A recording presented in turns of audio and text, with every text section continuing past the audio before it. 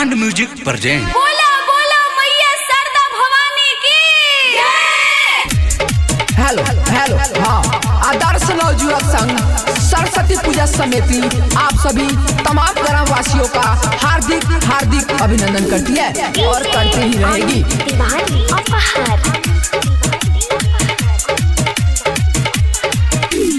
6 बजे से न मूर्ति न उठी जबले समिति के लइका न जुटी।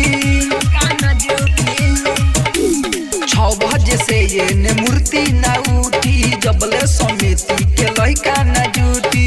डीजे बजाई के कोमर हिलाई के कोरे में भसान जब शाम हो जाई। 6 के 6 गोली पार हो जाई। 6 के 6 गोली पार हो जाई। केहू बोली भाषण में तो मार हो जाई। 6 के 6 गोली पार हो जाई। केहू बोली भाषण में तो मार हो जाई। हेलो हेलो, एक आवश्यक सूचना, जो भी भाई डीजे के पीछे नाच रहे हैं तो कृपया अच्छा से नाचे। यहाँ हो हल्ला ना करे।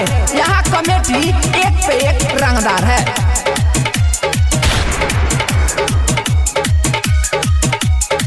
सब केहू नाचे कमर हिला के करो ना इहावा मानवा।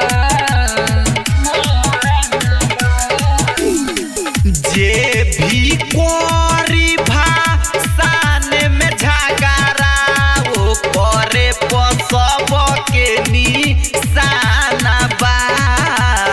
डीजे बजाई के कोमर हिलाई के कोरे में भाषण जब शाम हो जाई। 6 के 6 गोली पार हो जाई।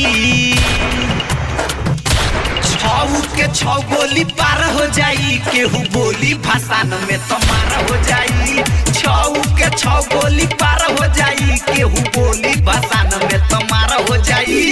सभी सदस्यों के लिए आवश्यक सूचना, अपने अपने माल के द्वार पे गाड़ी ना रुकवाए। मार होने की संभावना बढ़ती जा रही है।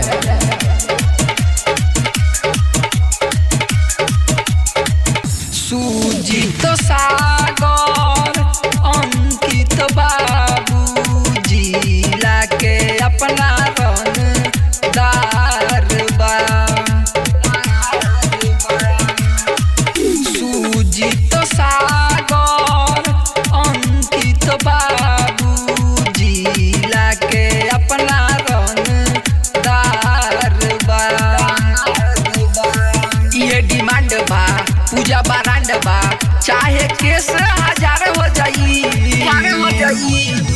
6 के 6 पार हो जाई। 6 के 6 पार हो जाई। केहू बोली भाषण में तो मार हो जाई। 6 के 6 पार हो जाई। केहू बोली भाषण में तो मार हो जाई।